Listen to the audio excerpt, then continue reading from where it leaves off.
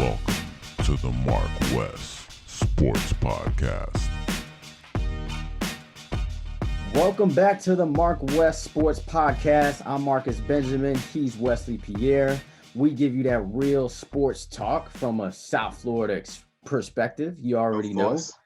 And there's a lot of news this week that we'll touch on. We'll touch on Lebron because, that's always a topic.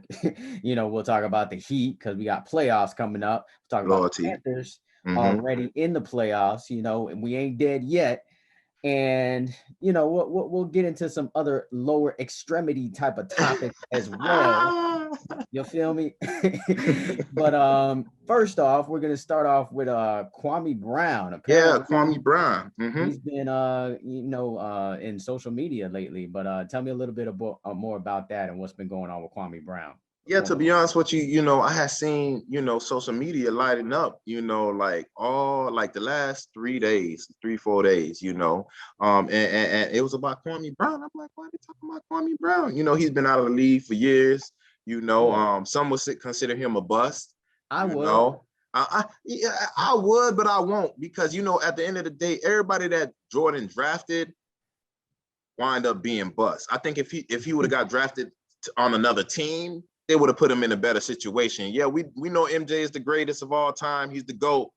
But when it comes to being an owner, when it comes to being a general manager, he's not that great. And, you have a lot of former players, even, the same, one of these players that we're going to talk about in a second, Steven Jackson even stated that he didn't like when he played with Jordan, So again, it is what it is. But what's really going down is on the podcast that Barnes has with Steven Jackson, former players of the NBA, that actually turned analysts. Everybody got to find a way to make that bread afterwards. But they started talking a little bit about a former player that they I don't know if they're good turns, bad turns, but just talking about a former player, on multiple occasions, that player wound up being Kwame Brown. Kwame Brown didn't take it lightly, I watched that episode, they was calling him all type of, different, they was calling him bust, of course. They was calling him anything that you can do to actually try to demasculine a actual man, in public or on a public platform. So this was you said Steven Jackson was saying this? Steven Jackson, and Matt Barnes. Yeah, and you also had, what's the other guy, that point guard for the Wizards, the one that had showed up with a gun in the NFL, Gilbert Arenas. Yeah. And Gilbert Arenas. So, it was all three of them on the show, and, all of them had something negative to say about, Kwame Brown, and Kwame Brown wind up, hearing about it, and, it's not the first time he said that he heard his name in the media, He talked about Stephen A. Smith. He talked about, all type of analysts, Broussard and other analysts that threw his name in their conversations when they actually spoke about the NBA. But he really took offense to what they was actually saying. And I would have too, especially if it's the third time. How many times you going to poke the bear before he go ahead and eat your ass? But he wound up going ahead. It was the third time for who saying it? It was the third time for Steven Jackson and actual Matt Barnes. Oh, I didn't see the other occasions. Yeah, I didn't see the other two occasions that he spoke on prior to that actual show. But Kwame Brown said this was the third time. So I'm just going on what Kwame Brown stated. When he reacted to what they were actually saying, and he was going low blow. He was taking personal shots, giving personal stories. Man, I'm dying to know what he said.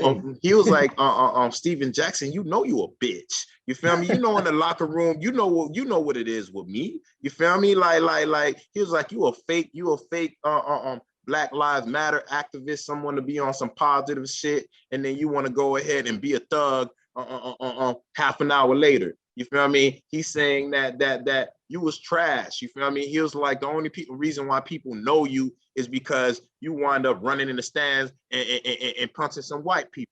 You feel me? He was saying, speaking on how they're coons and they date white women or on women that's that's lighter skinned. They do not date like the normal ideal. I guess you would say ideal image of a black woman, which is like chocolate or brown skin like myself and yourself.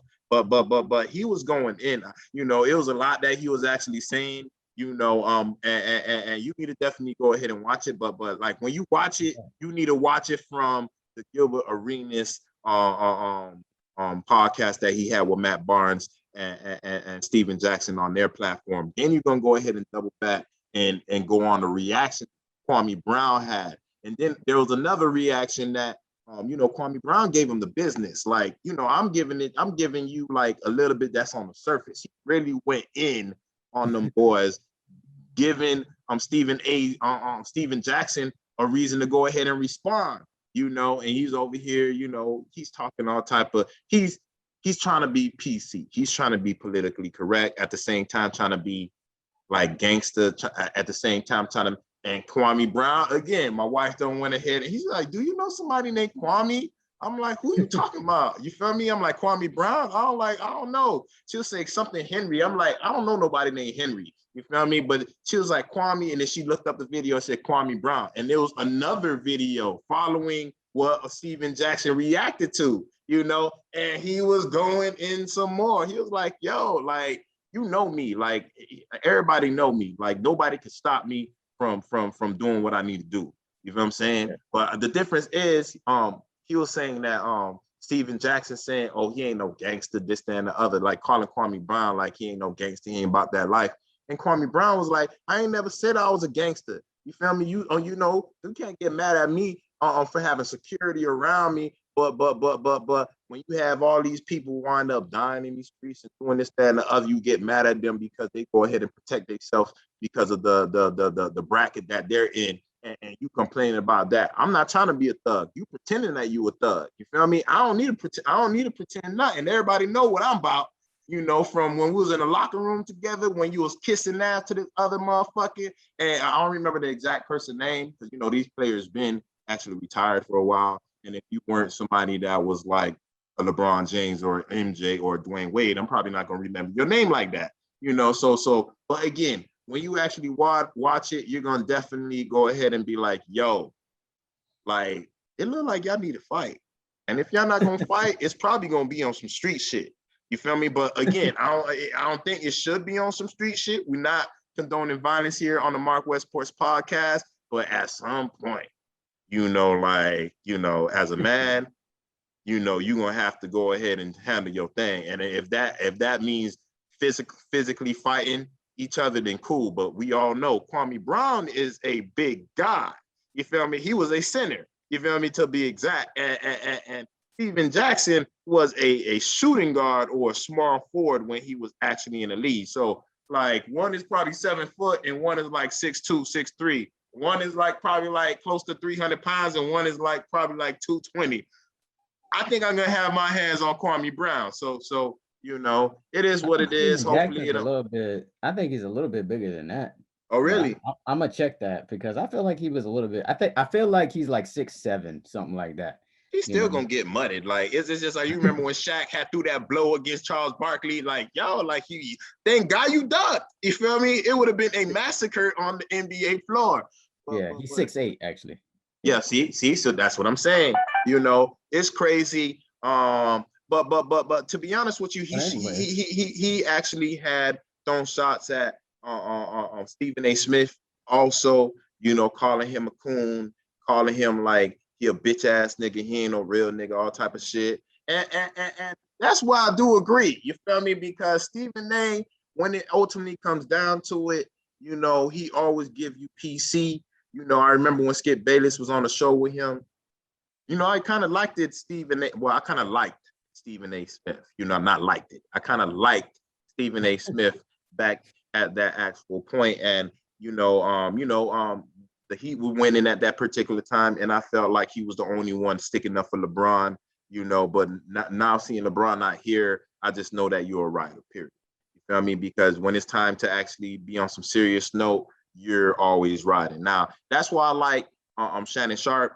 and our of course we know he ride also, but when it comes to politically censored conversations, he actually speaks up. He actually is like, I'm speaking to Marcus, it's like I'm speaking to Chris, it's like I'm speaking to somebody, not no individual that's on a platform that got to watch what he's saying because he know that somebody is paying his bills. So as far as and not just that, he also spoke on like he was a coon too, like you dating you married to a white woman. And when I heard that, I didn't know he was married to a white woman, but to be honest with you, I don't understand. Well, I understand, it's all good, but I know in certain topics you're not going to be able to speak the way you really want to if you're like, let's just say my wife was white and I'm with her family and something like George Floyd or, any one of these cases happening, I'm going to be able to voice my opinion to a certain extent, if you feel what I'm saying. Whereas if I was in a household with Marcus, I'm just keeping it real with Marcus because I know that we both look the same. We both go through kind of the same things in life, So I know he'll probably be able to relate a lot more. So, when you look at the other side of it, I probably understand why Stephen A. don't have that stance that he want to have. But again, that goes back to calling him a coon because, if you're in if you see what's going on in life and that's the reason why you're not saying something, really standing on something. And I know you're married to her, it's all good. I don't want to mess that up. But that's why me personally, I'm happy I'm married to my wife. And these conversations can actually grow, having these conversations with Marcus, and me and Marcus have heated conversations. You remember the last podcast, you feel me? Like we don't agree with everything and we look the same. So, but still, like I'm not married to Marcus, we both are married. Yeah, it's different when it's your household, and not to have serious conversations politically, or anything like that. It's hard, so I do understand where Stephen A. Smith come from, but I definitely understand where Kwame Brown is coming from. What do you think about that? Well, it's a lot to really kind of digest and kind of unpack there. Like with Kwame Brown, like first of all, like nobody has really heard your name in like how many years. So like you coming at people who are on a platform, because from what I understand, from what I was saying before, like he's coming at people that are on platforms and kind of creating a name for themselves and kind of attacking, I guess, analysts in general. Wait, no, yeah, and no, because everybody's been calling Kwame a bust for the longest, and he felt no need to actually speak up on anything. What his thing is these are my former teammates. These are supposed to be my homeboys, and nobody's talking to me about me right now. Not only are you calling me a bust, you bringing up other things that don't necessarily need to be in the light of the media. That's why he feels some type of way. It's like you come to me with something personal, or a lot personally about me because you come to my crib, you chill, we have drinks with each other, we go to the beach with each other.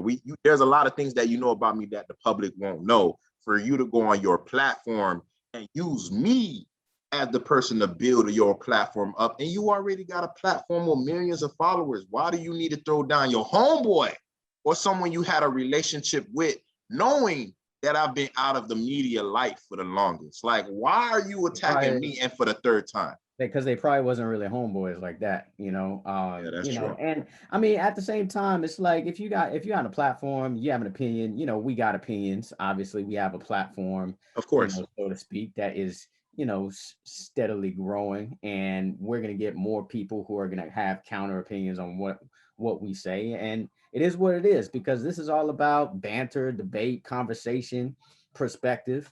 And if you want to say Kwame Brown's a bust, like there's reasoning behind that, but like to come at somebody repeatedly, that is, like you said, it feels like these fighting words. Like if you had an opinion about me, Wes, and it was true, or it can be considered true, then I'm gonna be like, okay, you didn't have to say that, whatever.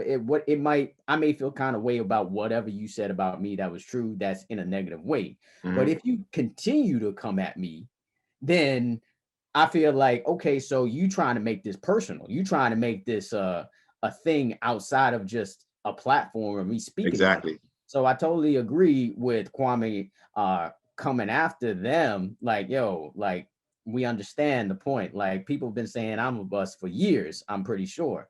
And all of a sudden now you just kind of beating this dead horse for what reason? And the reason that I can only think if I'm Kwame Brown is like you want real beef, you want some action, you want some smoke, like so if I'm Kwame Brown, I'm not a bitch ass nigga. I'm going to come after you the way that he did, or like how y'all saying. I mean, I didn't hear it yet. I seen a little bit of it, but I didn't see enough to where I can really voice an opinion. But yeah, I mean, hey, I'm glad for Kwame Brown just for standing up for himself, because there's a lot of busts out there that continue to get ridiculed for what they did in the league or didn't do in the league, like Ryan Leaf and Jamarcus Russell, just to name a few, and Milicic, and we Quick can question. name bus after bus. But like after a while, come on, man. Like I've moved on with my life. My family is probably gonna get ridiculed as well because you on a platform talking about me and what I did. So yeah, I totally agree with him clapping back on them. See, but what do you really? Because me, I really have a different definition of what do you call a bust, because for someone, he played in the league for like 12 years. He averaged like 9 points, 5 rebounds. At that time, that was good enough to get you good money. He stayed out of the media light.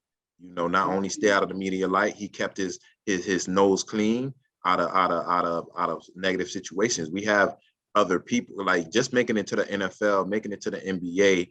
There's thousands of people trying to make these leagues and never do. And for someone to be in the league for 12 years, I think that's a success. For someone that's able to buy his mom's a house, pay his bills. Generally, I would say that is, of course, a success, but it's all about how high were you drafted, or what was the expectations of you coming in to the league.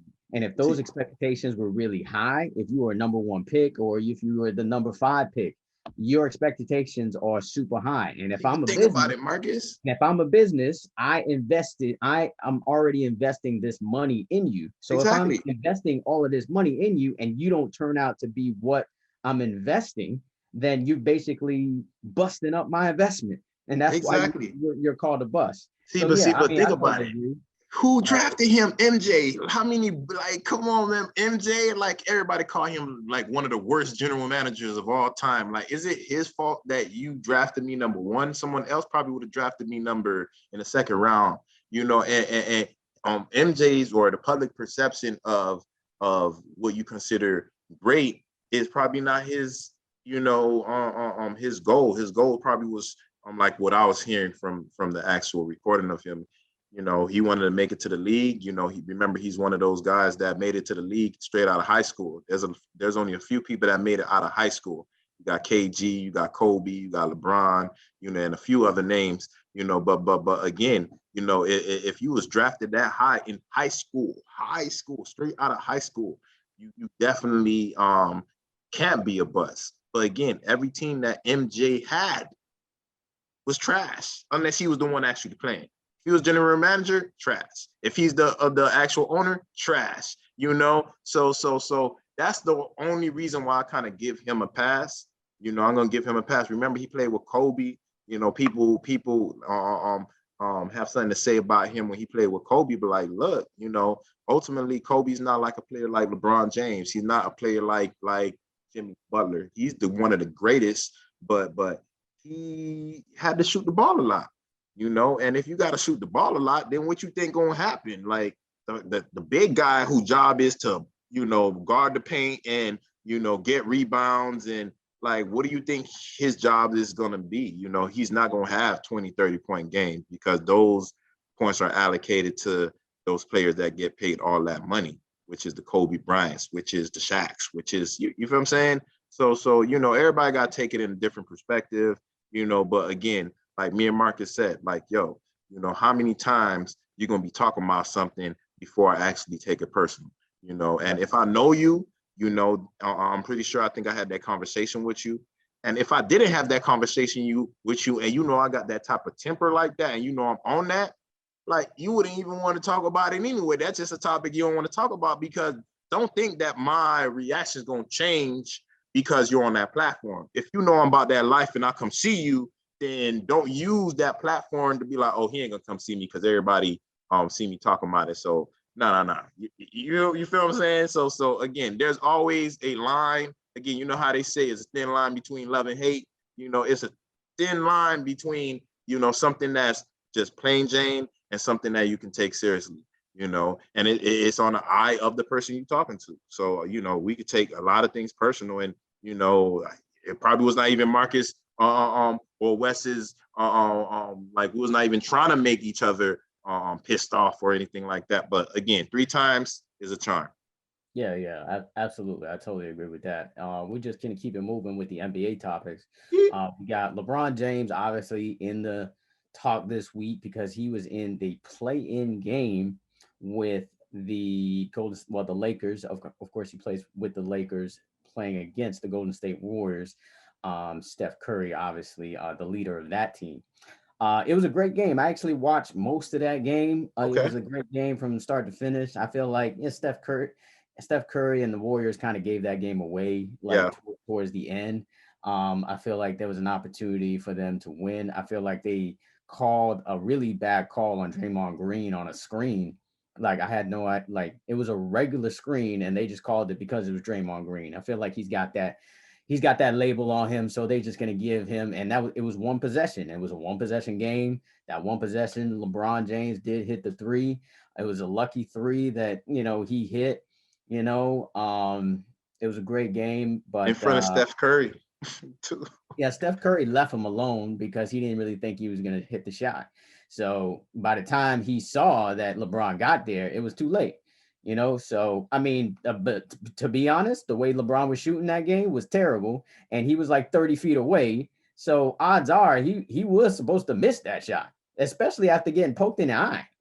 So like the fact that he got that shot in, I think was just luck. I mean, I love to hate LeBron James, so it was fun to watch, but terrible to see LeBron James win another game and he's getting all this glory on ESPN. I mean, that just makes me want to throw up sometimes.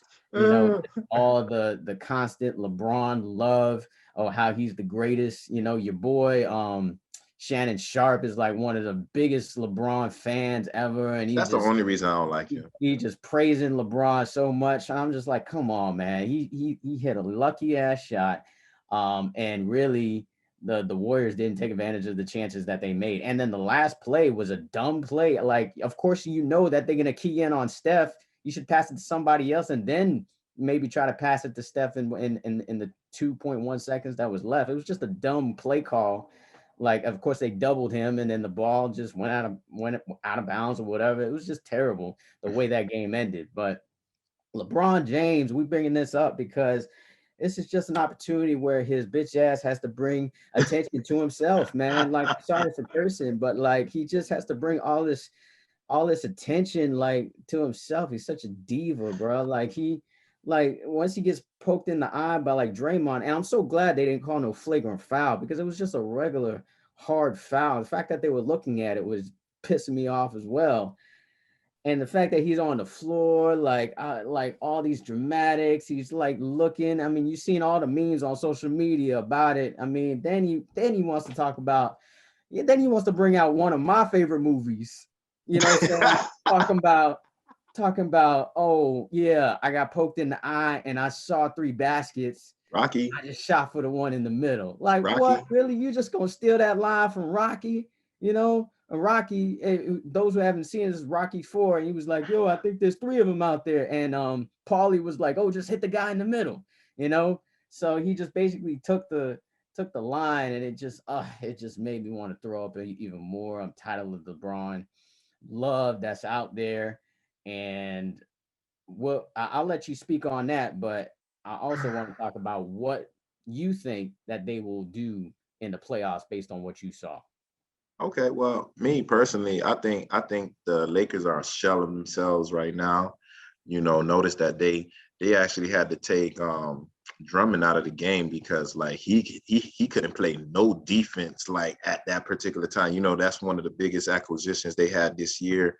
And you know, they didn't look good. You know, early on, Golden State Warriors were Steph Curry and the Golden State Warriors. Steph was raining them threes, Rain Man all day. You know, he ain't Sean Kemp, but he's still raining them threes. You know, and they had like maybe like a 10 point game that I seen, and it went up a little bit more. You know, and I was like, okay, you know, I was really, you know, it was a late game, so I was like, all right, LeBron's gonna lose today. You know, I could go ahead and change the channel. I could vibe with wifey. You know, fourth quarter, you know, I watched the last few minutes of the game and I was in disgust. You know, of course, Marcus went ahead and stated that the last play, as far as with the call, you know, it was a regular screen, and they gave the call to the Lakers, and then of course, you know, LeBron James gonna go ahead and double back and hit a three. You know, some people say it was in Steph Curry's face, but again, you know, Marcus went ahead and broke it down. He wind up seeing it late because, of course, we know LeBron can't shoot threes like that. He's inconsistent. You know, in that game. Exactly. So why would I think you're gonna actually try that shot? You know, because we all know LeBron want to pass it to somebody else so they could take the blame. You know, so you know, LeBron wind up shooting the ball. You know, Steph, you know, reacted late. You know, and you know, it was a clutch moment for LeBron. You know, even though he was having a bad game, it's just, you know, like, I just hate when LeBron wins, but I kind of was happy that he won anyway, because again, I think that the Golden State Warriors going to go ahead and wind up being the 8th seed. I think they have to play Minnesota today. Memphis, Grizzlies today, to wind up getting that 8th seed. And, you know, I wouldn't mind seeing Golden State Warriors versus the Phoenix Suns, you know, like in the first round. You know, it seemed like a good game to me. You know, as far as the Lakers, what do I think that they're going to do? Most people will still put them going to the finals, because really, I truly don't see too many people beating the Lakers. You know, I look at the records, I see the Phoenix Suns has got the best record in the league. You know, of course, you just seen what Golden State just did. And of course, you know, the West period is a high powered, well-oiled machine. You know, they find ways to actually win. Crazy. As soon as LeBron go to the West, you know, the East wind up being good also. So the league, you know, there's parity everywhere. And I really, truly still think that the Lakers are going to make it to the finals. I really want them to make it to the finals so we can whoop LeBron in the finals this year. You know, I really do think that he's going to go back before we even jump on that. But I think the Lakers will make it to the actual finals again. I don't see anybody stopping LeBron and AD. Because look, I mean, you got them playing somebody that people consider the MVP right now, and Stephen Curry. You know, and he couldn't do it by himself. You know, he need his other Splash brother with Klay Thompson. So, you know, I'm going to go ahead and give Golden State a pass for this year. I'm going to go ahead and mark the actual Lakers to go back to the finals, but I don't think that they'll win the finals this year if it's going against the Heat. If it's Brooklyn, probably, you know, and I'll speak on that later. But that's what I see. I mean, for me, this could be my LeBron hate talking, but I don't see it, bro. I don't see it, bro. Like, from what I saw in this game, and like Steph Curry, yeah, he can't do it by himself, but who the hell else is on that team? Andrew Wiggins, and every other team in the playoffs is way better than the Warriors. You telling me that Laker team is gonna go, you know, round by round, and the next round they got the Suns. The Suns actually have the 2 seed, and whoever wins the game tonight is going to play Utah, because Utah has the best record in the league. I mean, like, I just do not see a team like, I mean, they could be not fully healthy, you know, because from what I saw from Anthony Davis, I'm just like, this ain't the same Anthony Davis I saw in the finals last year, because Anthony Davis was beasting, you know. I mean, albeit Bam wasn't 100%. I don't even think he played all the games in the finals. So, you know, who was he playing against? You know, who was he bullying? Andre Iguodala? I mean, come on, man. But still, like, Anthony Davis is not 100%. LeBron James, to me, is not 100% because usually he's out there getting rebounds, especially in a game like this where you had to win. He's out there just getting a bunch of rebounds, although I think he still had 8, 9, something like that rebounds. But I do not see a team like this going to the finals. I could be wrong, but I hope I'm right. I hope you're right I too, hope but I'm right because, like, from what I saw in this game, and like, like basketball, I really just watch the Heat games for the most part. Like, it's rarely that I'll watch a game that doesn't involve the Heat, like I did this week with the T. Heat game, and I was just like, yo, this is a team that everybody's saying is going to go straight to the finals. They could barely get past Steph Curry and like the YMCA squad. Like, come on, man. Like, it doesn't take rocket science that Steph Curry is going to try to drop 30, and he dropped 30 anyway. And you knew he was going to try to drop 30. Like, I don't understand that. Like, come on. Besides Anthony Davis and LeBron, who I think both are not 100%, who scares you on that team? No. Nobody scares you on that team. And I think these other teams are just built a little bit better. I think Denver, Phoenix, Utah, maybe even Portland and the Clippers. I think those teams are just built a little bit stronger. I think the team from last year is a different team from the one from this year because, they don't got Rondo. They don't got, bitch ass Dwight Howard, but but still, it was another big body in there. And I don't think, Andre Drummond, as you alluded to, was gooking that night. And he's never really that great offensively anyway. He's really there just for defense and rebounding. And if you can't do that, you're just a liability.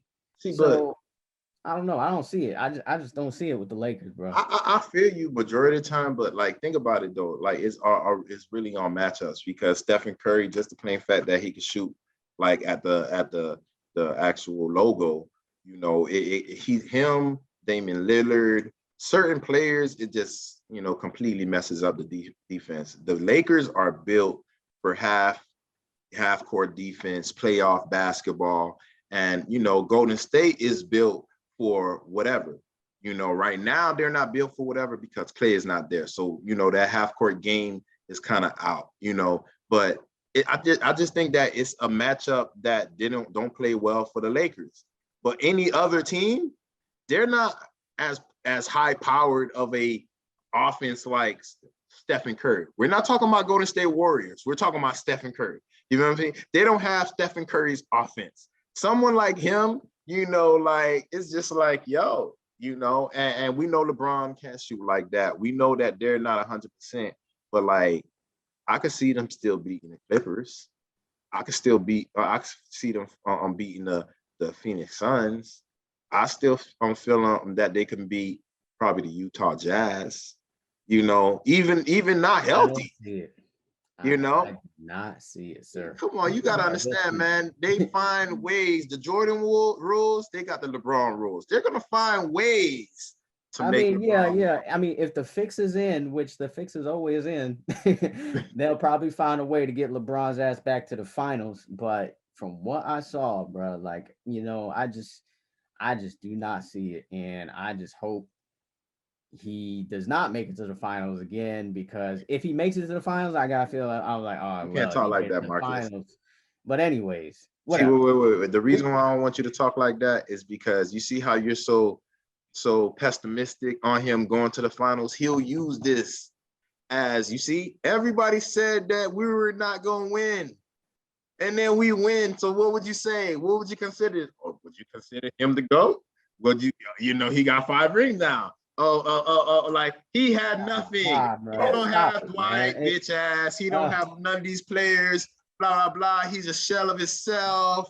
This, that, and the other. That's what everybody. I was watching the MarcWes Sport Podcast, and that's what they were saying. Him, Stephen A, everybody. That's a damn nightmare, man. I don't want to hear that either, bro. Like, come on, man. That's what I lived last year, bro. I lived last year, and it was against our Heat. You know what I'm saying? Man, I just hope it does not happen. From what I've seen, they got lucky to win that game. You know what I'm saying? Even if they lost, I still think they would beat Memphis. and they would still be in the playoffs. Mm-hmm. And I think they could beat pretty much any team in a 7-game series from 6 or from 5 down. But those top 4 teams, I feel like really have a chance to beat the Lakers, and I am not sold on them going back to the finals. But anyways, let's just move on to the next topic. We do got a team that's home team in the playoffs, which is our Florida Panthers. You know, finally we have, got a win because it was looking bad. It was looking real bad for those first 2 games. The first game, I don't know if you've seen the first game, Wes, but they cheated. That was one of the best hockey games I like ever seen, because it was back and forth, back and forth. It was lead change after lead change, and it was like scrappy. Like every time the puck stopped, they was like fighting each other, pushing each other down. There was a lot of really great plays. It was like almost fast breaks, like in basketball. That those type of goals were being played. The second game was more of a boring type of game. It was more of a defensive type of struggle, and we just couldn't score. We couldn't score. Like it was not a good look. So I had a game last night. I was at the Miami Palmetto spring game last night. So I didn't see any of the Panthers game at all. Actually, when I left the game, I just looked at my phone and seen the score. I was like, whoa, we won. So the Panthers pulled out an overtime win last night.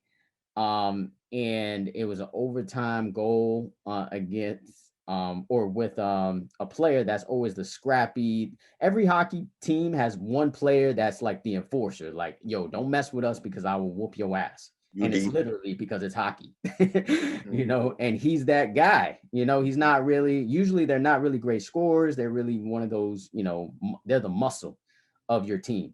So this guy, who's not even really that big, but he is that muscle. He talks a lot, and he talks a lot of smack, and he's the one who got the goal. So I'm glad he got it.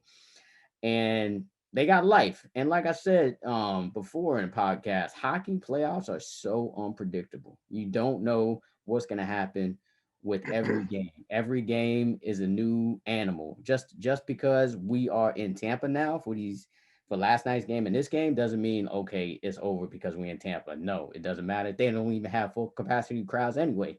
So I think the Panthers still have a chance, but they got to win this game, though. This next game tomorrow, which is an early game, too, by the way. It's at 12:30 in the afternoon. They have to win this game. They have to find a way to win this game, because if they can do that and get the momentum and come back, they have a chance to win the series. And if they win the series, I feel like they have the chance to win the whole thing, because Tampa Bay is the defending Stanley Cup champions. They got 2 of the best players in the league, not just on their team, but in the league back after injury. I feel like they were on the maintenance plan too, just like in the NBA. All of a sudden, your 2 best players just come back out of nowhere. If we can find a way to beat this team, then finally we can win a playoff series for the first time since the 90s, bro. That's the last time we won a playoff series. In 96. Yeah, it was the 90s. Was that run that we actually made it all the way to the Stanley Cup Finals, but we lost in the Stanley Cup Finals. I actually remember that. I remember that year because remember the rats? They was throwing rats on the actual court. I was not watching like hockey like that, but I had, I know how to draw. So my teacher asked me to draw a big poster of a Florida Panthers jersey, like, the logo and everything, which I did. We wound up losing, but it is what it is. It is what it is. But yeah, we're gonna be rooting for home team, and see what they do. I think they got a chance to even up the series. Yeah, I really think they got a chance to even the series. This year I think they're tied. They were tied in regular season for wins and losses. But like Marcus was saying, like, how the hell you get 2 of the best players back that's in the league? 2 of the best players in the league back on one team, after being injured. I kind of heard that it was kind of, the maintenance program, but it actually was salary. I think if they played in the regular season, there would have been $11 million over the salary cap. But when it comes to playoffs is different from regular season. So they don't count that against the salary cap. So they're kind of like cheating right now.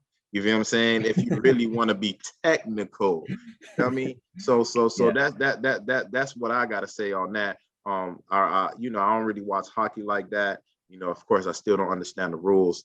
But again, I do look at the highlights. I did like that goal. It was a fast break. You had one guy, going to the net, and another guy that was in the middle of the actual ice. Two defenders kind of threw it to his other guy and wind up, getting that goal, that game-winning goal. So always a good thing when Florida wins. It should be called the Miami Panthers, but again, I'll take the Florida Panthers as well. But yeah, it was a real nail biter is what they say. Yeah. And the cool thing about it was Brian Flores, bro. Brian Flores, the head coach of the Miami Dolphins during game 2. This was game 2. He was in the stands, and the crowd was kind of down because I think we were down 2-0 at the time.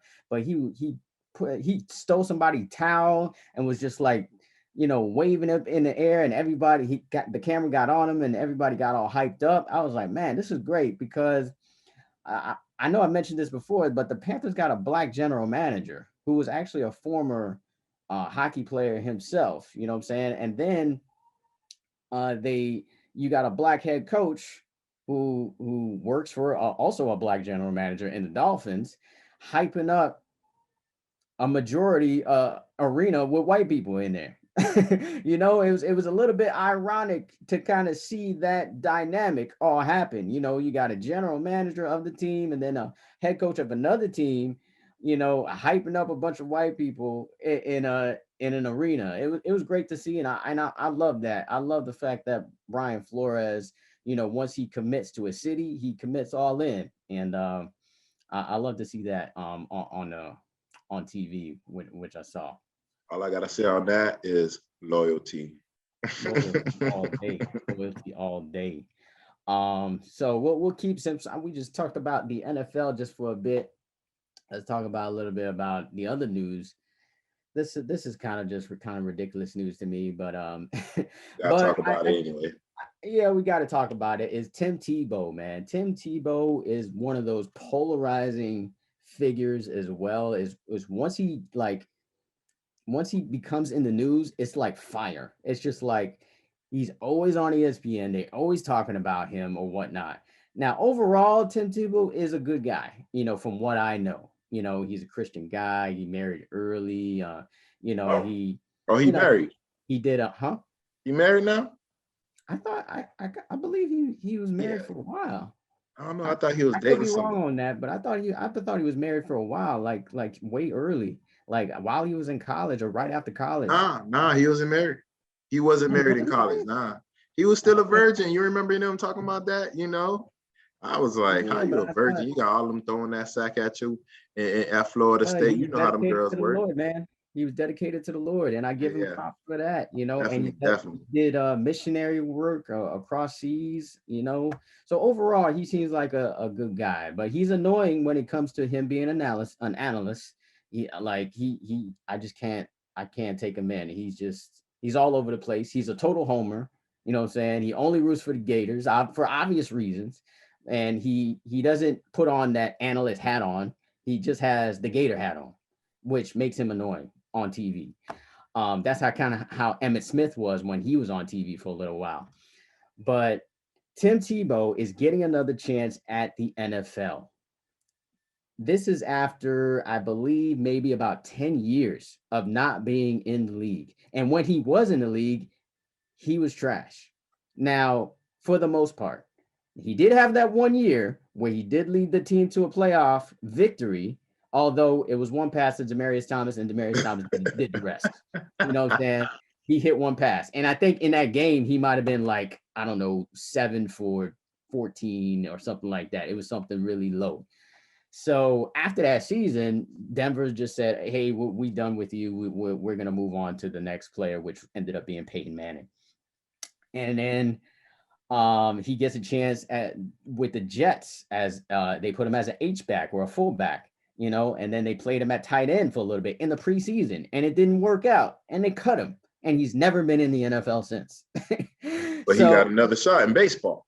And they got another shot in baseball in the minor leagues for the Mets, and that became news for like a week. And it was annoying me too. Like, why?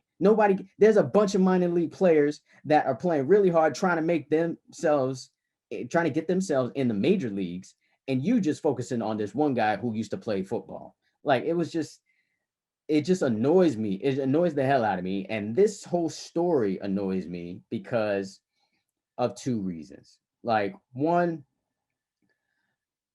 this should not be a story. First, like, why are you hiring this guy? Why are you putting this guy at tight end?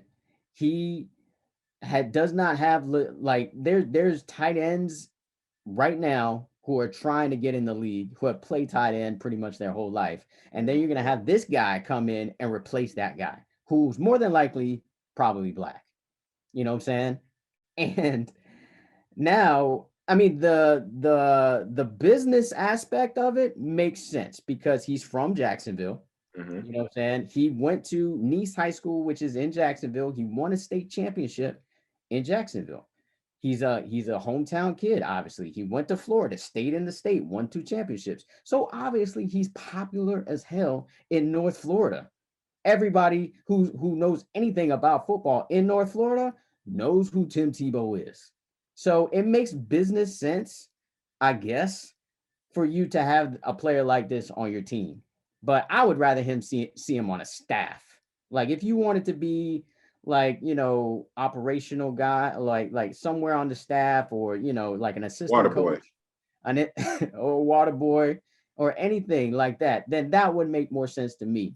But the fact that you got this guy, and there's other players out there who deserve a chance that are not getting a chance because this guy is getting a chance, it's smeared with white privilege. It's smeared with just favoritism.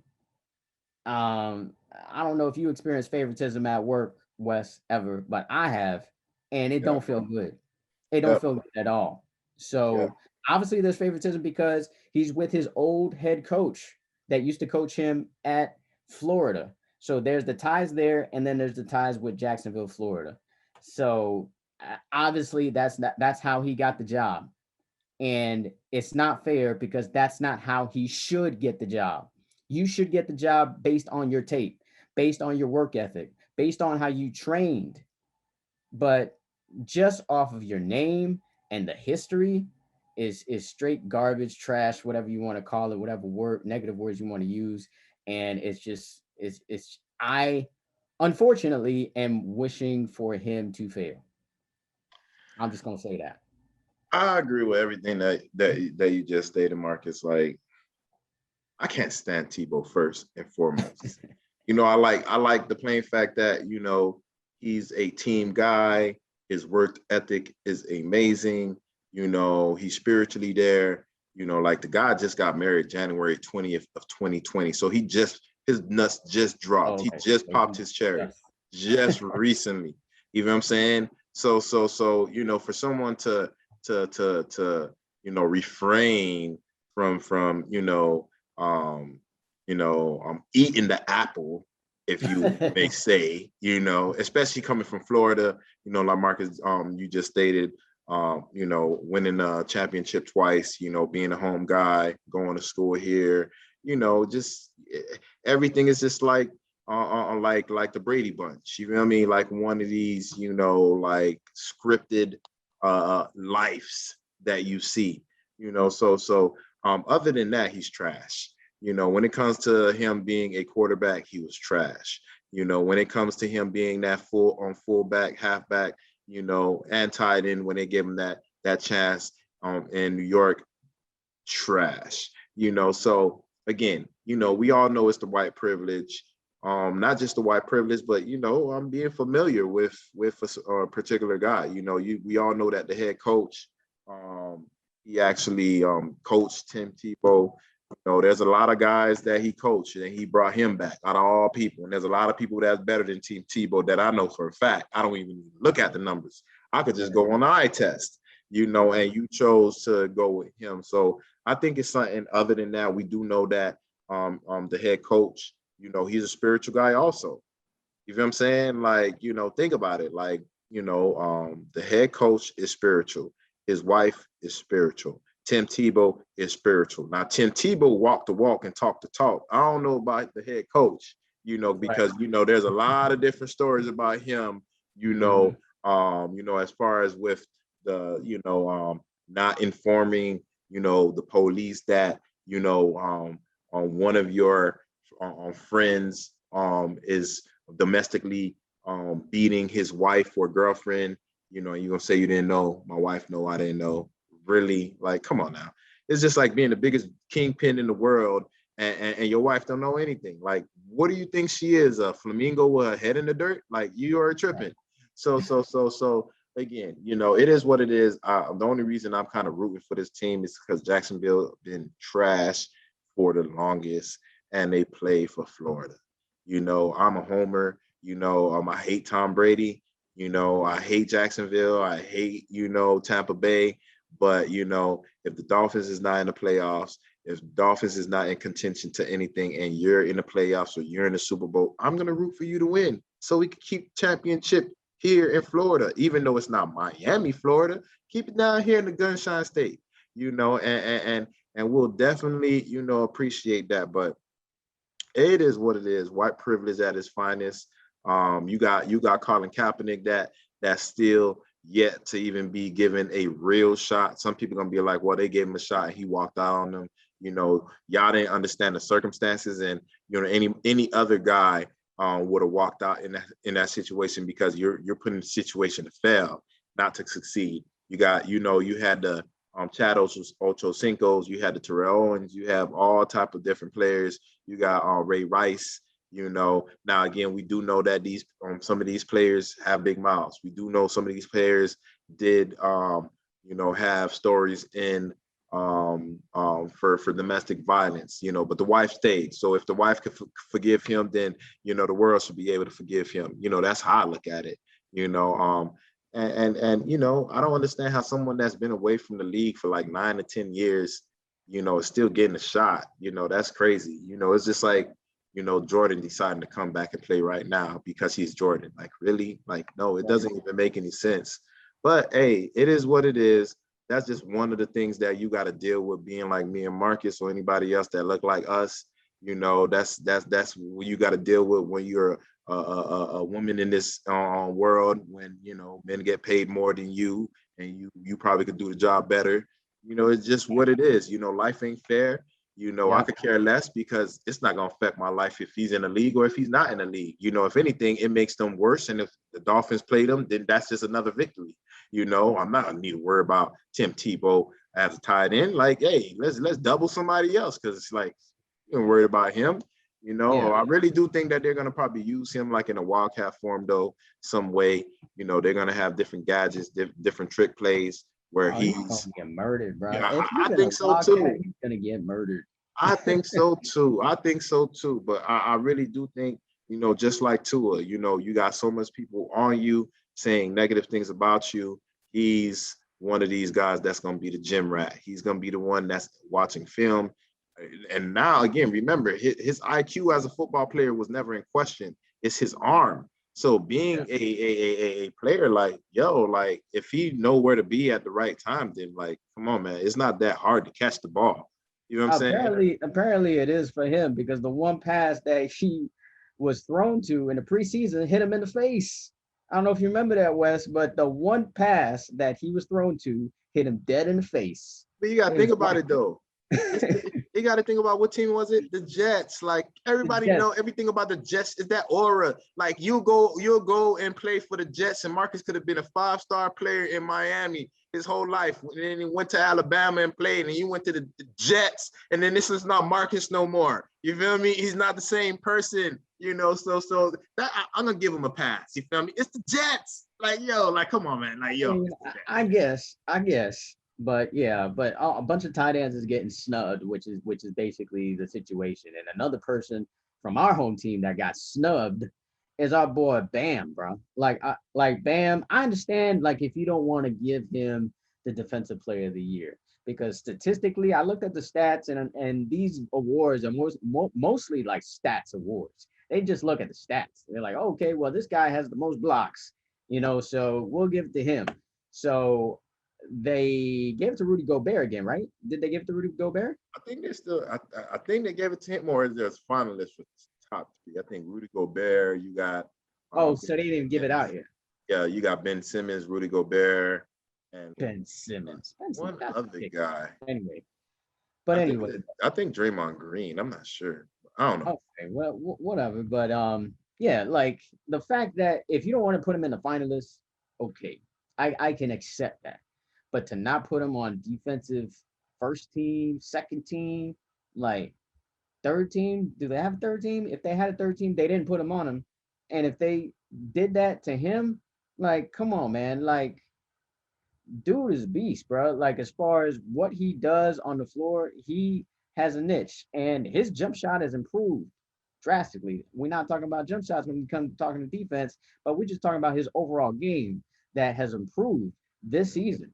And the fact that you not even giving him a mention, I mean, he was already snubbed from the All-Star. He was questionable that you could have gave him an All-Star selection, but then you're going to snub him again for defense.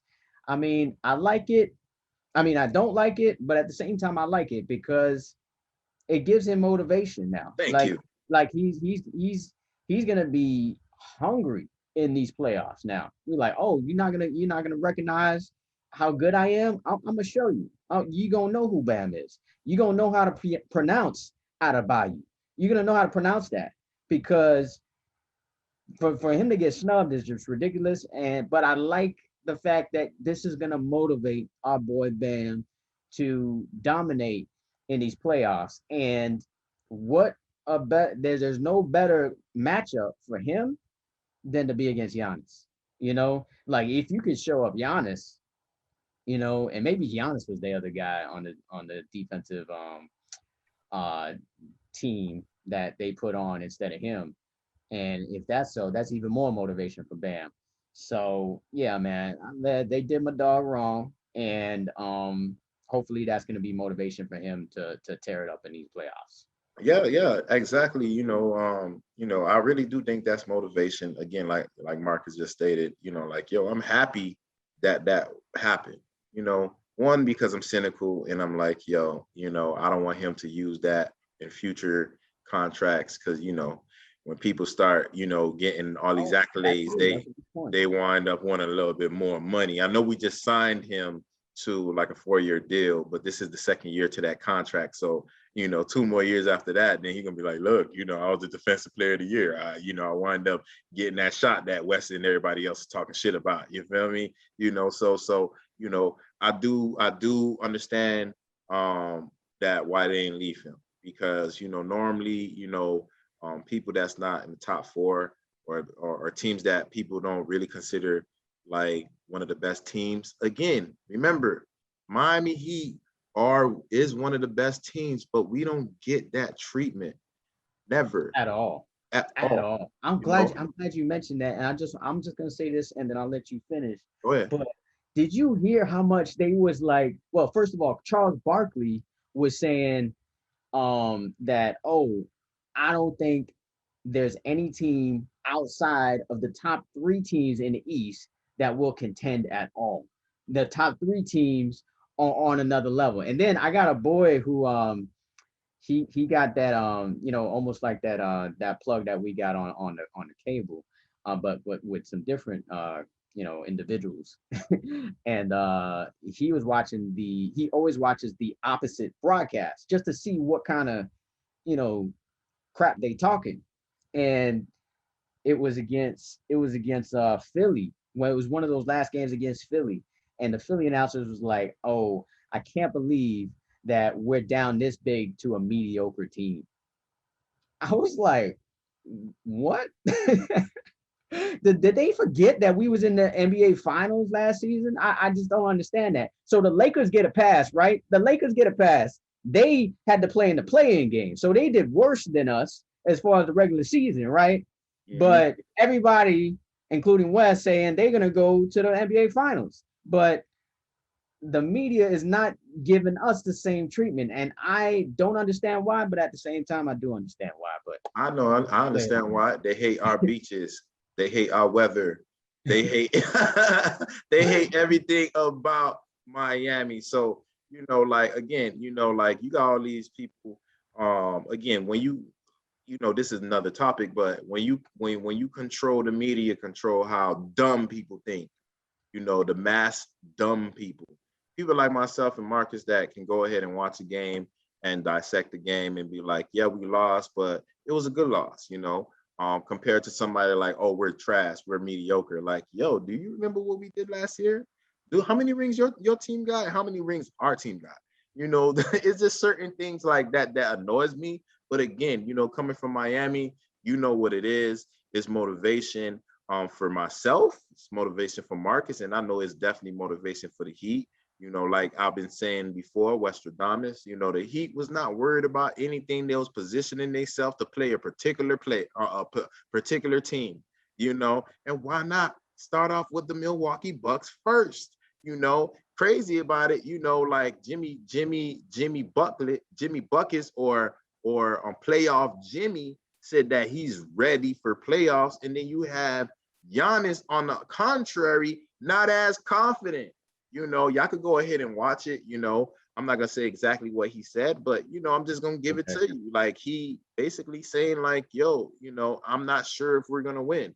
It's just like if you're everybody knows if you're not confident, most likely you're gonna lose. You can't be a boxer going to a fight thinking that, what you think Mike Tyson thought that he was gonna lose every time he jumped in the ring, or Mayweather or Pacquiao or Fury or anyone, or Wilder, any one of these guys? No, they think they're gonna go and pummel your ass when they go in the ring. Since we're talking about the court, I'm gonna do my thing on the court. But Giannis know that even though he give you that work ethic, even though he's been practicing the shot, you still have no shot. You still playing on pure talent, and that's not gonna get you far. LeBron was doing that his whole career before he came to Miami, and we, again, like he said, he graduated from Miami. And look, he's trying to get his 5th ring. So Giannis, the Milwaukee Bucks, I don't really like, and that's another thing, you have the Milwaukee Bucks, they don't have anyone besides Giannis that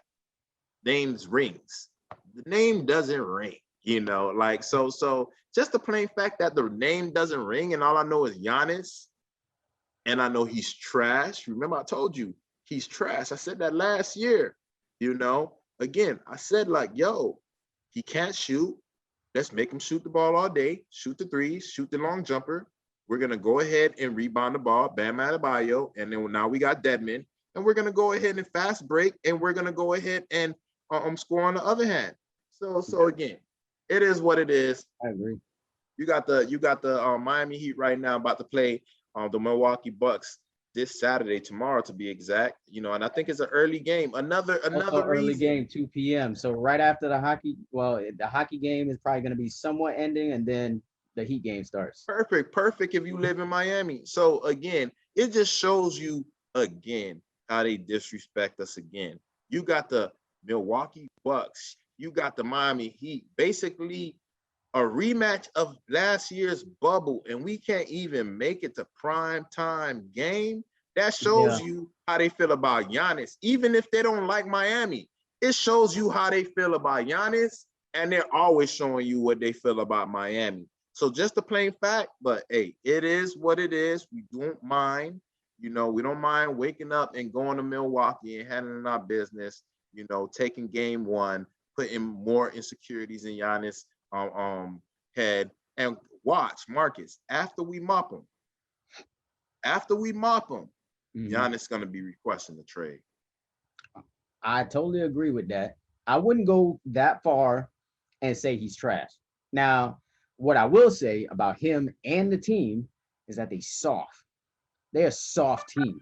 Like they're not a tough team. They're not a team. They're a team that's built for the regular season. Win a bunch of games, but when it comes to the playoffs, the tough players step up and win. When you need a rebound, to dive for it or whatever, or, you need a tough bucket where you're going to get fouled and you just got to get to the rim. That's Jimmy Buckets or playoff Jimmy, like my partner just alluded to. That's that type of player, and I just don't see anybody on that team that really wows you. There's nobody on that team. The only addition that they have from last year is Drew Holiday. And really, Drew Holiday Drew Holiday is gonna be a difference. Come on, man. Like last year they had George Hill and they let go of George Hill. And then now you got Drew Holiday.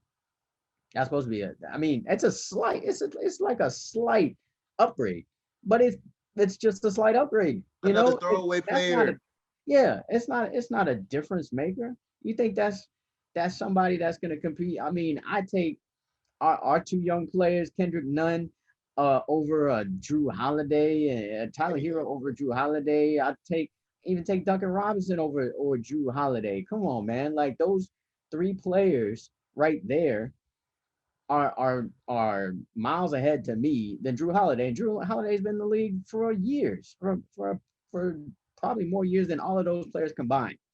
So yeah, I don't think Milwaukee really stands a chance to get us against us. I don't think we sweep them. I think they get one, maybe two. But I think we definitely win this series because we already talked about Bam is motivated. We already know Jimmy gonna be Jimmy, and Spoelstra is gonna diagnose the Bucks. He's gonna diagnose them. He's gonna have a blueprint, the same blueprint that we used last season, with Giannis, and turn him into a jump shooter. Just make sure that he's not in the paint. And if you do that, you Gucci, man. Like there's nothing they could do to stop us. So I really think, this is going to be a series that we, really show how great we are. There are a couple of analysts out there that are on the Heat. I do want to mention. So not everybody be hating on the Heat. Okay. Kendrick Perkins is one of them. He's Come on. Yeah, he's on us. He was in the middle of the season, he was off us, but he's back on us now. And then Tim Legler, the white dude, he's on us. He was on us last year too, and he's on us again this year. So it's not always everybody. Not everybody's as smart as us, but there's some people who actually understand what this Heat culture is really about. Exactly. And the crazy thing is, I think we're wearing black instead of white hot. I think we're wearing a black jersey. So I think, when you see black, you think about a funeral, So I think that, that's what's probably going to go down. I may be incorrect, but, I heard that it was going to be black hot, black hot Heat. So hopefully that's what it is, because I love the black jerseys, the all black jerseys. It's gonna look like we're the San Antonio Spurs, but again, we're giving you that black flame. Yeah. That whenever I see them black jerseys, I think back to like those old days where we used to win games on the road a lot. Eric Reed used to call us the Road Warriors. You know what I'm saying? And that's when always we was in black and we was playing on the road and we would dog people. So yeah, just another quick topic I just want to talk about, just because there's been a lot of talk about our boy, Russell Westbrook. He set the record for most triple doubles in a career. A lot of people said this record would never be broken. Like they even got video of players saying, nah, it's never going to be broken ever. And this dude here has shattered it. And, just to kind of side point, they won their game last night and they're officially in the playoffs. The Washington Wizards are. So they get to play the 76ers in the first round. So, props to our boy Russ. And of course, Steph Curry also, he won the scoring title for the second time. And he's like I think him and MJ are the only players who won 2 scoring titles, 2 championships, and 2 MVPs. So also in rarefied air, those 2 players. So what I wanted to pose is like, where do they fall in the hierarchy of point guards and all time? Who's your top 5 all time point guards? Top 5? Man, that's a hard one. Yeah, I mean, you're gonna have to put Stephen Curry up there. Steph Curry's got to be in the 5. You don't have to put it in order. Just all right. So you got Steph Curry. I'll actually put Steve Nash. Yeah. John Stockton. Okay. I want to put Russell Westbrook up there. Really, I really want, because I really think that he if he had a better shot, I think that he could have been one of the greatest players of all time. Yeah. You know, and I'm gonna put him up there. Forget that. This is my list. You feel what I'm saying? So Yeah. that's 4. It's your list. So that's 4. All right. So we got Westbrook, we got Stockton, we got Nash, we got Curry. You got one more in. Stockton, Steve Nash, Westbrook, Curry, and one more. I would say. Yeah. 1 second. I mean, it's an easy one if you're not just. Look for Chris Paul. Nah, what about Magic, bro? Oh shit! My God. Yeah, you got to put Magic up there. The only reason I was not thinking about Magic because he's not like a typical point guard. You know, he's big. He's like a Ben Simmons. He's like a LeBron James. You know, anybody he could have played power forward if he really wanted. Yeah, he actually played power forward. Center. He played center in the finals when Kareem Abdul-Jabbar was hurt. Oh, so, you see? So and some people want to probably put LeBron up there, even though he's not a point guard, because you know his IQ is up there, even though I don't like his bitch ass. But hey, right. What about yours? What's your top 5? Yeah, I got Magic. I got Steph. I also gonna put Westbrook in there too, even though he doesn't got a ring. I mean, he's been on some bad teams for the latter part of the year where he's really been explosive. He's really had bad teams. Hold on, you forgot Jason. You remember Jason Williams? Oh my God. Jason Williams. Oh, you talking about white chocolate? Yeah. Oh yeah, white chocolate was he was on the Heat too. He helped the Heat. He won a ring with us. Yeah, he want to run that first ring with us. I wouldn't put him in my top 5, but top 10. Put in my top 5, who is a Heat guy, is our boy Tim Hardaway, baby. Tim Hardaway, I would put in my top 5 for sure. Okay. So we got Tim Hardaway, Russell Westbrook, Steph, Magic. That's it. I need one more. I think I would go with Steve Nash too. Steve Nash did a lot on the court, bro. Like he was one of the best 3-point shooters. He was one of the best free throw shooters, and his assists were just stupid. You know. There you go. Yeah. So that's the top 5. Chris, shout out to Bimbo Coles. Chris wanted to shout out Bimbo Coles out there, because Miami Heat, another Heat great, as far as point guards are concerned. But that's pretty much all the NBA talk that we had. So we'll move on to boxing because we got some boxing news. Tyson Fury and Wilder. Yes, this will be officially a trilogy. Finally. Like we were waiting for this for a long time. I don't understand why this didn't happen sooner. I mean, based on these first 2 fights, you kind of figured this has to have a part 3. And finally, this is gonna happen. It's July 24th. Is going to be this match. Now, just to kind of give you what I think is going to happen in this fight, I like Deontay Wilder for obvious reasons. He's black, you know what I'm saying? He's from the South, you know what I'm saying? He looks more like me than Tyson Fury, straight up. And he has one of my favorite lines of all time, which is, to this day. And you don't know what I'm talking about. Right, exactly. And the context behind why he was saying that, which I loved in that moment. So, but honestly, he's not a better fighter than Tyson Fury, though. He's not a better fighter. From what I've seen. Now, obviously, Wes is going to talk about some controversy. He's more the conspiracy theorist on this show. So he's going to tell you what the conspiracy is, but from what I've seen as a fighter, he just seems like the better fighter. Now, if that is proven otherwise, where that conspiracy theory that Wes gonna talk about is true, then all of that stuff is thrown out the window. Then I'm riding with my boy Wilder. But from what I seen as a fighter, he dogged him in that last fight. He just dogged him. That shot to the ear where just his equilibrium was all off, it was over. And he was complaining. Wilder was complaining about it. He felt like the fight was called a little bit too early. I don't think so. I think that fight was rightly called. at the right time.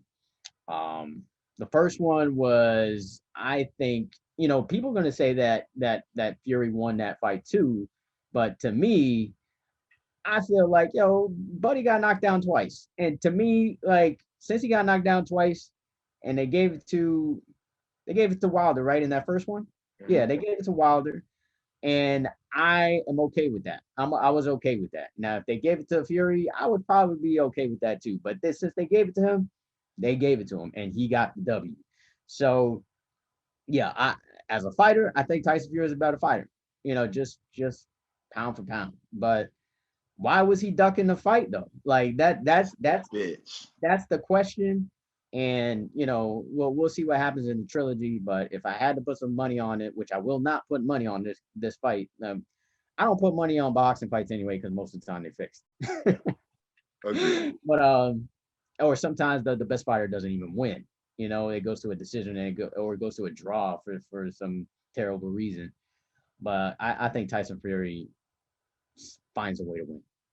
I think Tyson Fury is a better boxer skill wise. You feel me? A better boxer skill wise because, of course, I think Wilder just wind up having that knockout blow, which, some people feel like when you got the knockout blow, you don't need to work on certain things like that, or you get that confidence, you're on top of the world.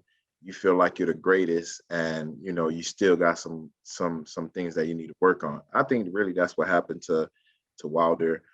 Again, Tyson Fury is a cheater to me. I seen video of him actually cheating during that actual match. I showed Marcus the video. I showed Chris the video.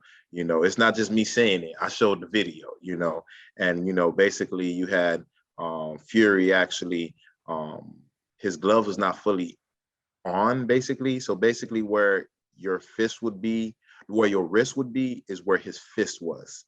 So as far as the glove, he was basically going back like this, basically going like that. And it was, hitting Wilder, and, messing him up, this, that, and the other. But again, same thing, the shot through the ear, I think during that fight, he also was hitting him in the back of the head a lot. I'm not sure if you've seen it, but a lot of the hits looked like he was hitting Wilder in the back of the head. And I'm like, damn, how the hell is he doing that? Because he's looking at him, but the blow, again, you got to watch it again. The blow seemed like it's hitting the back of his head. And, everybody know that's illegal, or if Tyson or if Wilder trying to walk away, he's still hitting him in the back of the head. So, and I really think that Tyson Fury is going to lose because he didn't want to have this fight again. Arbitration had to actually step in, because on contract, he was supposed to give Wilder a rematch before he give anyone else an opportunity. The same way Wilder gave him a rematch to, see if he could go ahead and get his get back. You're basically trying to run with the money. You're trying to run with the belt. If you're this Egyptian king, you came on out the on the little throne, having them carry you like you're this god, you're gonna smush anybody that come in your direction. I don't see George Foreman running from people. I never seen Tyson running from people. We're not gonna talk about the Mayweathers and these new fighters because this new fighter generation is completely different. But like back in the day, if they really wanted you, that the fight was happening. It kind of was like UFC. If there was a fight that everybody wanted, it happened in boxing. So I think right now, we need that fight to go down again. Of course, it's happening because he was forced to, but we need that fight because, like, look at what we're forced to. We're forced to watch the brothers fighting. Where you like, come on. That's how bad the boxing industry right now is. You're talking about Jake Paul and Logan Paul. Logan Paul, yeah. Like just the plain fact that they're able to generate that type of money. Now, I ain't gonna knock somebody's hustle. You feel me? I feel them like, yo, if you could go ahead and finesse people like that and make like 48 million, 50 million, hey, it is what it is. You feel me? I feel you. But like, yo, the only reason why you made it because you capitalizing on the industry right now. It sucks. You're gonna tag your name to someone that's famous, and then you're gonna boom off that. So, as far as Fury, you're a wimp. Anybody that's the champion and you're ducking, it must mean that that you really was supposed to lose. You feel what I mean? Because like, why would you give any inclination that you're running or you're not confident in your game? If you're the king, you're the gypsy king, be that. Don't be that person that's taking their basketball and going home because nobody picked you on the court. You know what I'm saying? So that's how I feel on that actual topic. But I'm happy that it's happening. I think it's happening July 24th. It's happening July 21st. So yeah, we'll see. Another side note, since you mentioned Logan Paul, is that Tyson Fury's little brother is actually trying to fight Logan Paul, and Tyson Fury's little brother is not a good fighter. The last fight he had was, I think, against a fighter who didn't even have a win. And so Logan Paul is like calling him out, like, bruh, like, just like you said, like, Logan Paul is big right now. Like in the past year, Logan Paul has pretty much elevated himself to a place where he is not going to take a fight like that. And he, called him out on social media or whatnot. And then also in boxing news is that Pacquiao is going to be fighting Errol Spence. Now, we're not going to talk too much about that fight because that news just came out today, a few hours ago. Errol Spence, the champion, is going to be fighting Pacquiao. Pacquiao hasn't been fighting for 2 years. Last couple of times I remember seeing Pacquiao fight, he didn't look too good. So I hope it's a good fight. I mean, it is Pacquiao, one of my favorite fighters of all time, just to watch. But I just hope it's a good fight against Errol Spence. But that's all with the boxing news, unless you got anything to say about that, Wes. No, I'm fine. I'm ready to go ahead and talk about that therapist that's over here stalking these actual kids. You know what I mean? Like, yeah.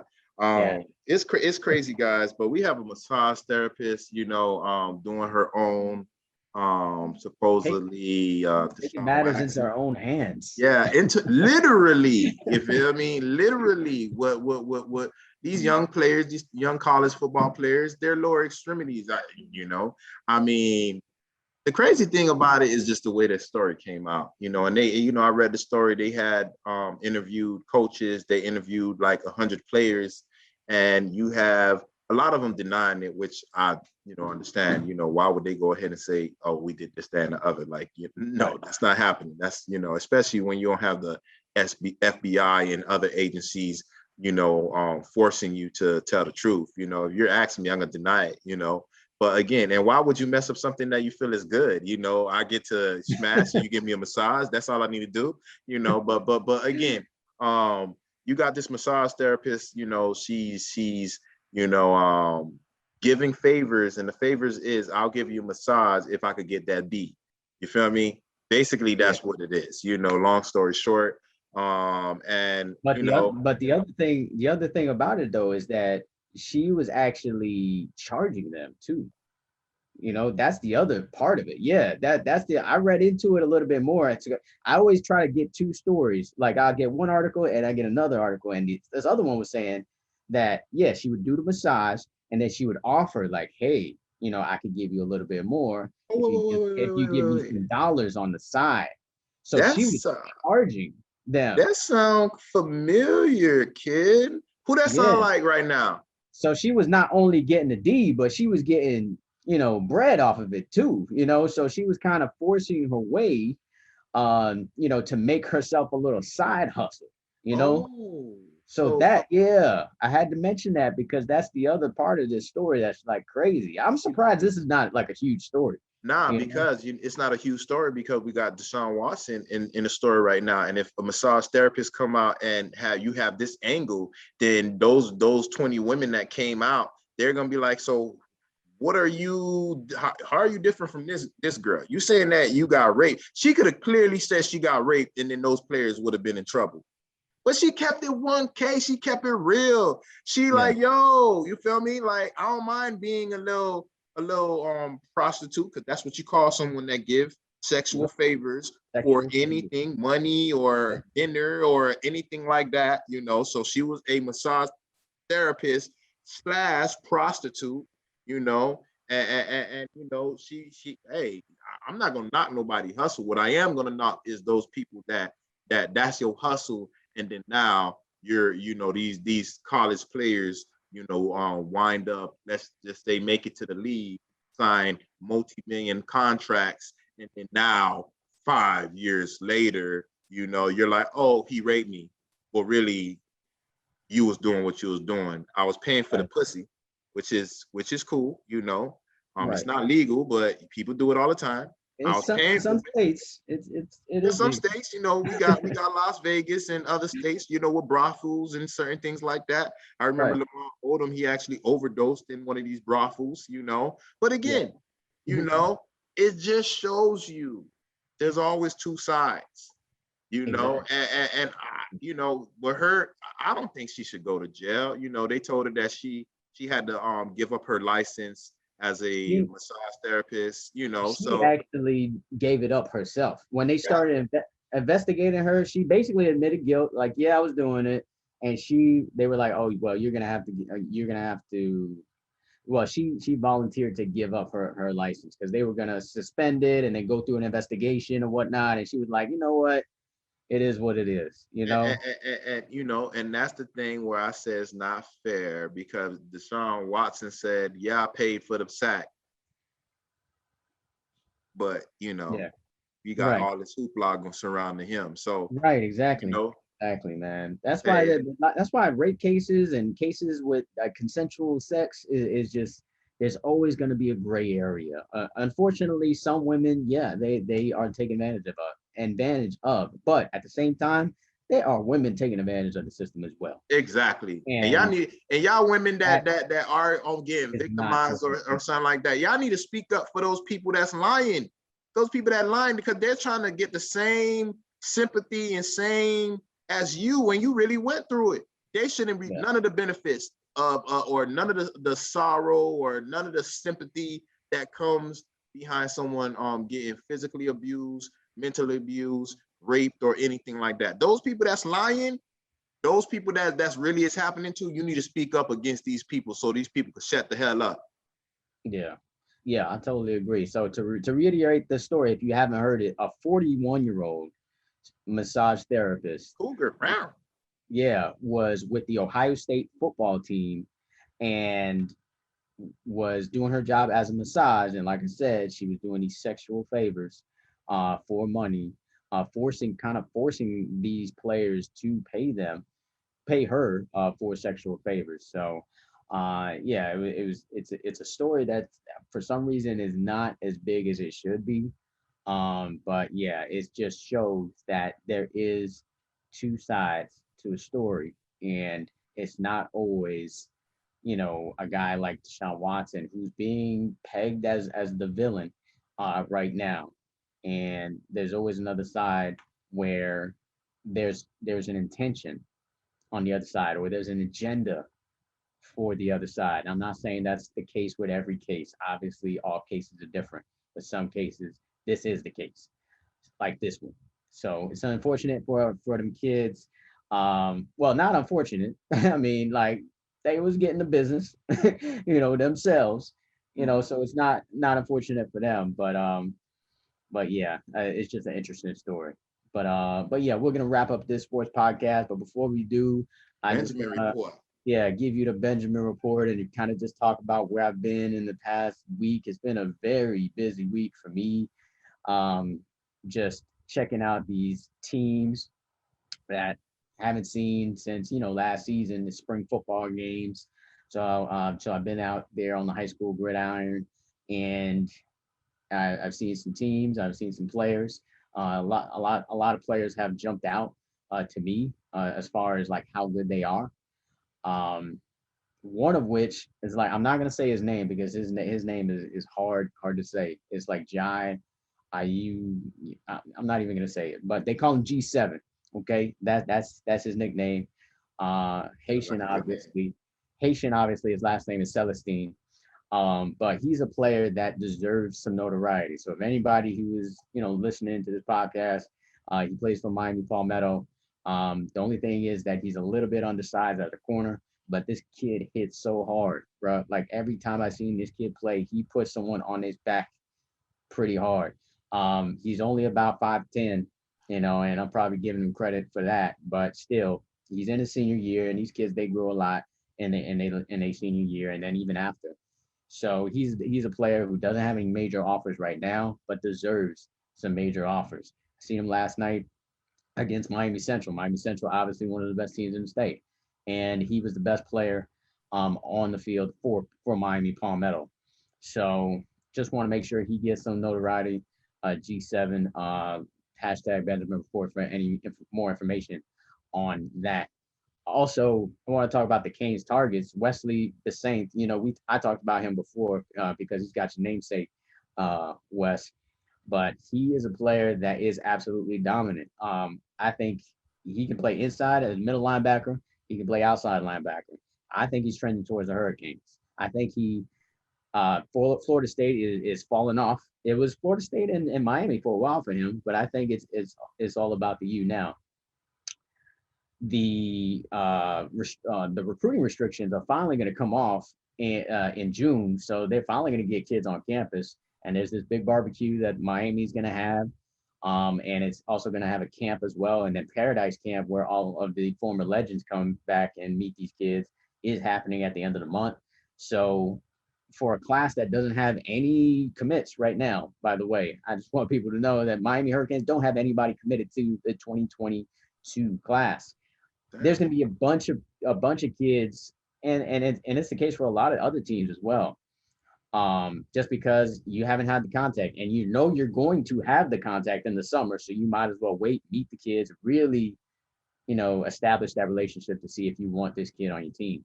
So Wesley the Saint, I think, is a player who is a difference maker, and Miami Hurricanes need help at linebacker desperately. They need help, and you need to continue that pipeline from Miami Central as well. To me, it's the best program for the past 10 years in Dade County is Miami Central. So a team like that, you want to consistently build relationships with players coming out of that program. So Wesley the Saint, and there's another player, Ruben Bain, who unfortunately I don't think we're going to get him because he's in his junior year, going into his junior year, and he's already getting recruited by Alabama, Texas, Clemson already. So players like that, they kind of fall off the map for the Miami Hurricanes. It's like there's these top players. We get right under the top players usually, unless it's a James Williams or a Leonard Taylor from last year. It's changing though. It's changing. Yeah, it is slowly changing because this time maybe COVID. last year we didn't think that we were going to get James Williams or Leonard Taylor, and they ended up flipping from Georgia with James Williams and from Florida with Leonard Taylor. So you never know what can really happen. But yeah, Wesley the Saint, I think, is a player that's definitely trending towards the Hurricanes. Jacoby Spells, one of my favorite corners. I didn't see him lately, but I seen some video. And there's another player I think is trending towards the Hurricanes. That's another area I think the Hurricanes desperately need good players is corner.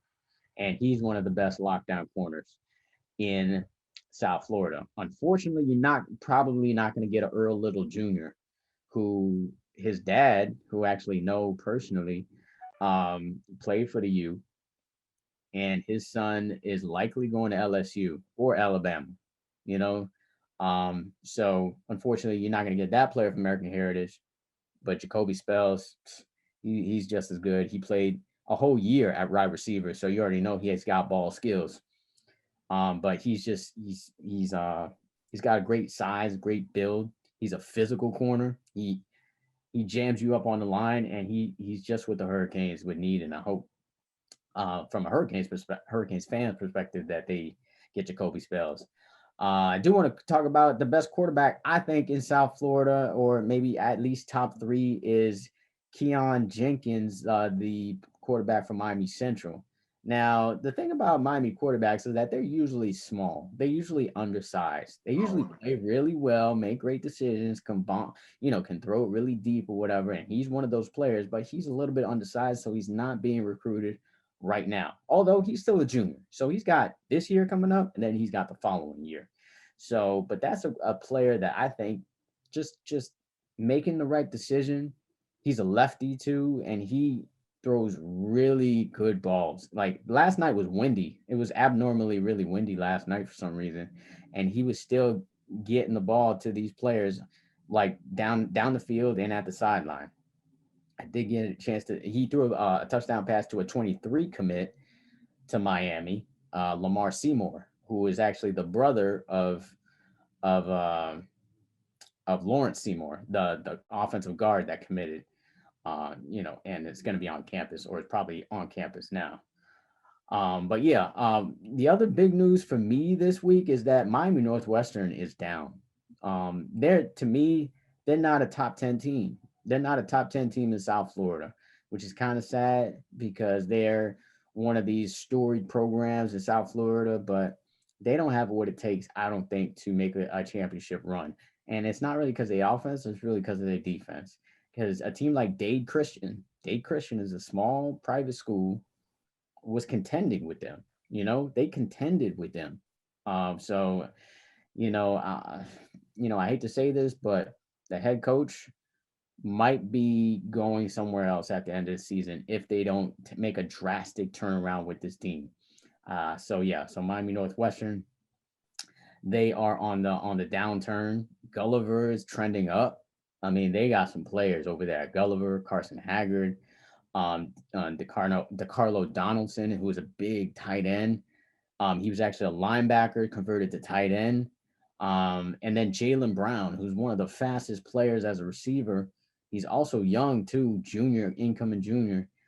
So look out for Gulliver, but Gulliver, I don't think has what it takes to beat Cardinal Gibbons at this point. That's where I was at Wednesday. I was at their inter squad scrimmage. Now they have a change at quarterback, but watch out for Cardinal Gibbons again. They're still going to be a great team. Um, they got the pieces when it comes to that defensive front seven to be the best in the state. So to me, in that 4A, it's Gibbons and it's Gulliver. Watch out for Central once again. They always got dudes. St. Thomas, haven't seen yet. American Heritage to me is the best team in South Florida by far. And they have every piece to win the championship. If they win every game and blow teams out, I think they have a chance to be crowned as that national champion. We'll see. But I mean, I could keep talking forever, bro. Like, to be honest, with all that I've seen, but Cedric Irvin Jr. was a good running back that I've seen this weekend. Javon Simpkins is a running back from Norland who was really good. The one bright spot from Miami Northwestern was Jamari Ford, who's a running back, small but can do everything as a running back. I mean, those were the real playmakers for me. More details you could always go to hashtag Benjamin Port to really kind of see full details of the big players that played this weekend. And then Saturday, I'll be at some games again in Palm Beach. Actually, Edison is Luke's team. Luther Campbell coach team is going to be out there playing with Southridge, Palm Beach Gardens, and Atlantic Del Rey. I have a chance to see some more players this weekend, but I'll have a full assessment on and I'll release like a top 10 teams and top five by position once we finish with all these spring games. But I'm gonna wrap it up, bro. Like with the MarcWes Sports Podcast. We had to do a little catching up because I've been a little busy, but But that's it. And let's go Heat. Let's go Panthers. Let's go home And team. you already know tomorrow, Westerdamus, and that victory you will see. So again, look forward to Marcus, on them updates on the Benjamin Report. Again, he's going to be on site tomorrow, at those different games. And yeah, of course, it's all Miami. Of course, we're going to wish the Panthers luck. We're going to wish the Heat luck. And of course, we're going to wish the Dolphins luck, even though the season is like on the horizon. Not near, but on the horizon. So this is going to conclude the MarcWes Sports Podcast. Peace.